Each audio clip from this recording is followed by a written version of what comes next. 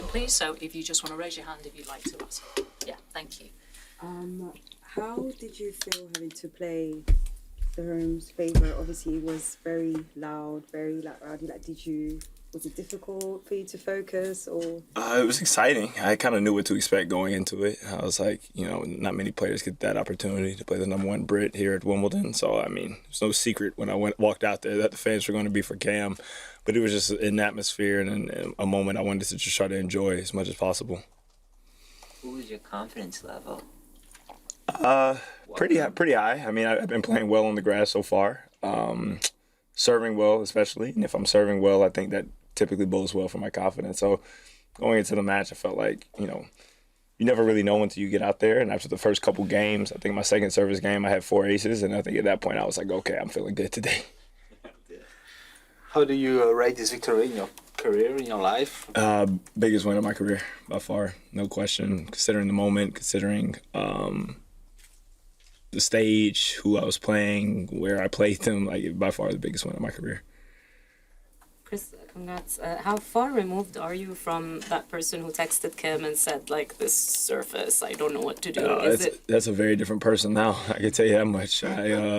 I'm loving the grass right now, and that person that texted Kim was not too high on it, so very different.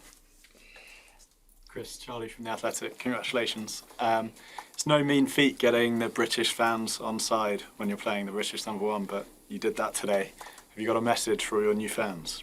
I mean, obviously I think the vast majority of the crowd out there today was supporting Cam, rightfully so. But if I was able to kind of attract a few more fans, a few more Brits to want to back me, the rest of this Wimbledon and on after that, I'd really, really appreciate it, man. This has been extremely special. That was an extremely special match for me, and to be able to, maybe take a couple fans with me. I'm not sure how many of them will be going for me, but just to bring a few more along, it means the world, and I'm looking forward to getting back out there.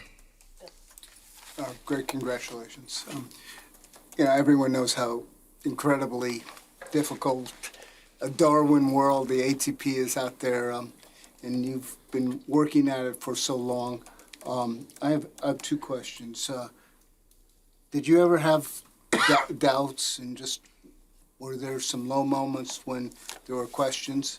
And a very different question is that when you left Georgia Tech, the ball kids were so sad that you were leaving.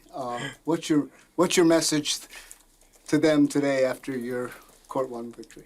I'll go with the second part first. The Golden Retrievers, I'll just hopefully let them know that I'll be back at some point. I typically go out to a lot of the Tech matches when I'm at home. It's crazy. I've got to watch a lot of the ball kids grow up because our freshman year, which was spring of 2015, to seeing them now go on to college has been crazy. Like, I see some of them that are finishing in college, and I'm like, wow, like I remember when you were just a ball kid. So it's pretty cool. But they know I come around when I can. As for the first point, there were definitely some low moments. I think that part of the reason I even got into commentary was because I had a real sit down with my agent in 2021, and I said, listen, if I'm still 200 by next year and injuries haven't played a part, I can do something else with my time. Like, it's not that glamorous, ranked around 200. Luckily, I've been pretty fortunate because I've been able to qualify into a few Grand Slams or get wild cards. So I've had a little bit of taste at the bigger events, but I've got extremely frustrated. Just kind of getting a little bit of a taste of it and then going back to the challengers and not being able to produce consistently.